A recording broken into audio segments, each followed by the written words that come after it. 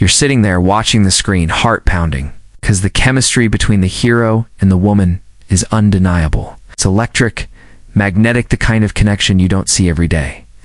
But just as things seem to be falling into place, she pulls away. Cold, silent, and you're left screaming at the screen. Why doesn't she just tell him what's wrong? What if that movie isn't fiction? What if that's your story? You're the one left hanging, confused, questioning every moment that led up to the silence. And the hardest part isn't just that she pulled away. It's that you don't know why. No closure, no explanation. Just the deafening quiet that makes you second-guess everything. Is it something you said? Something you didn't do? Is she gone for good? Or is there still a chance? But here's where things get real. Silence doesn't always mean goodbye. Sometimes it's a coping mechanism. A pause button. A way for her to process emotions she doesn't yet understand or fears she can't put into words. Maybe she's scared of getting hurt. Maybe she's overwhelmed by how deeply she feels. Or maybe she's testing the strength of the bond without consciously realizing it. See, relationships aren't always logical.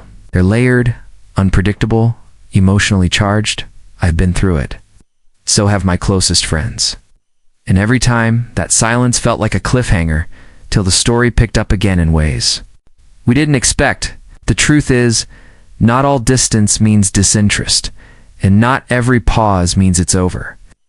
The space she creates might not be an ending. It might be an opening. It's an invitation to listen closer. Because in that silence, signs start to emerge. Soft, subtle, easily missed unless you know what to look for. Let's explore the first one. Asterisk.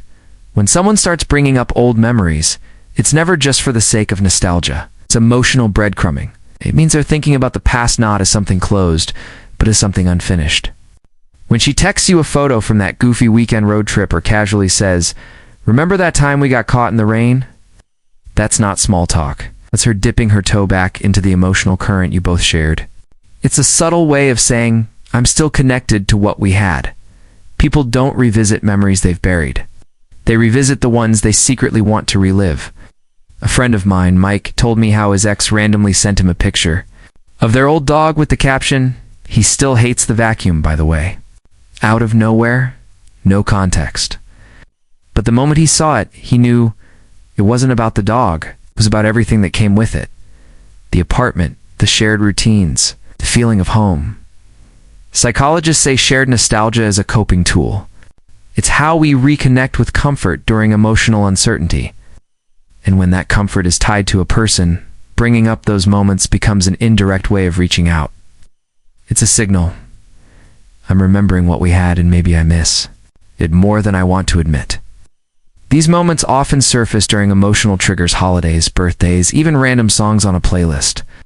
When she mentions them, it's not because she's bored. It's because something about you still lingers in her emotional world. But here's the thing. These memory flashes aren't random flickers of the past. They're emotional cues asking a question, is there still something between us? When they start to appear, it means part of her hasn't fully let go. The silence is cracking. The story might not be over yet. Asterisk, emotions don't lie. They slip through the cracks, even when someone's trying to stay distant.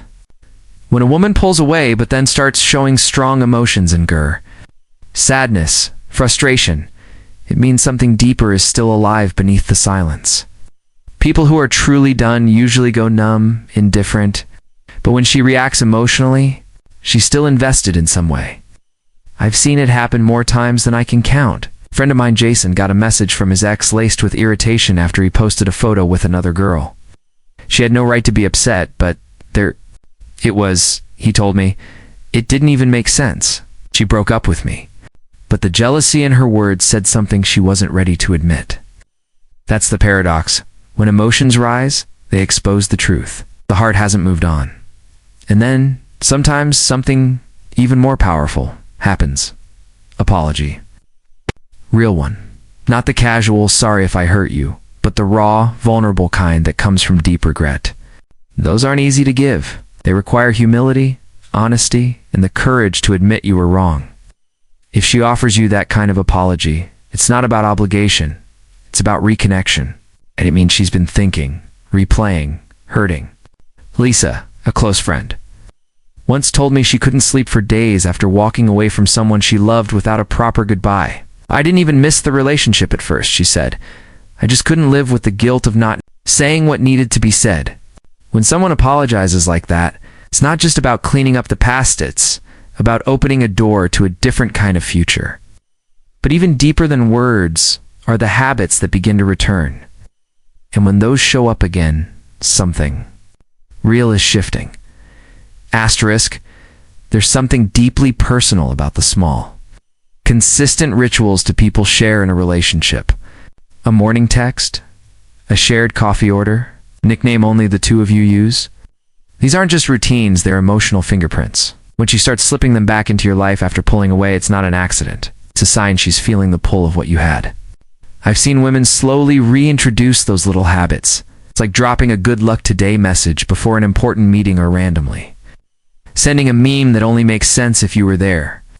These gestures may seem minor on the surface, but emotionally, they're loaded. They mean she's testing the water, trying to see if those echoes of intimacy still land. People don't go back to what's familiar unless it still holds meaning for them. One guy I know, Eli, told me his ex messaged him out of nowhere asking if he'd heard the new album from a band they both loved. He hadn't thought about them. In months, she knew that. But it wasn't about the band. It was about seeing if the bond was still alive. That kind of message is never really about the surface topic. It's her way of saying, hey, I remembered you. Even the way she reacts to your stories, laughs at your old inside jokes, or mirrors some of your language, these are all signs of emotional reattachment.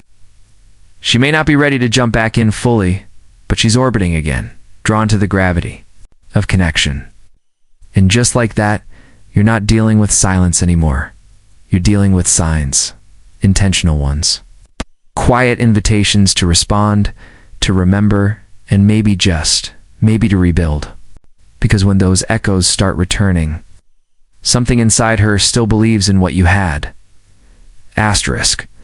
When deep conversations start making a comeback, it's rarely by accident.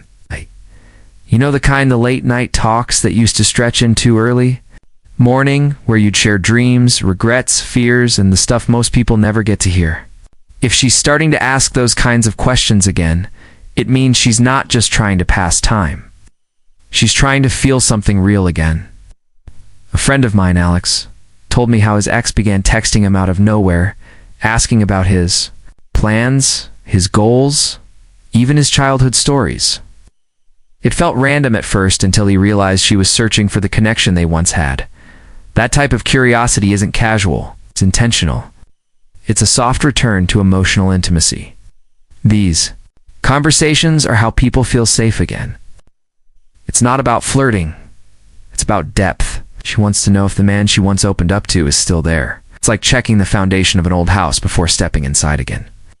When she asks if you still want to travel, think about starting a business. Or if you've changed your mind about marriage or family, it's not just curiosity. It's alignment checking. And underneath it, she's wondering, if I came back, would we still fit?